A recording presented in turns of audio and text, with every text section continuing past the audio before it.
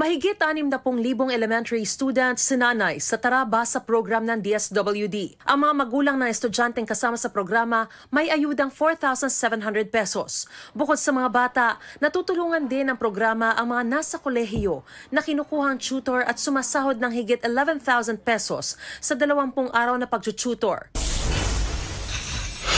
20 gamot sa cancer, hypertension at mental illness exempted na rin sa value-added tax. Nauna nang inalisan ng VAT ang 21 gamot noong Enero.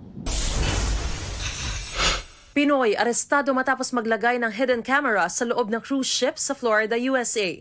Isang menor de edad ang nakapansin sa nakatagong kamera sa ilalim ng lababo ng kanilang palikuran. Inamin ng suspect ang krimen. Nakakulong siya sa Broward County Jail at nahaharap sa patong-patong na kaso. Mariz Umali nagbabalita para sa GMA Integrated News.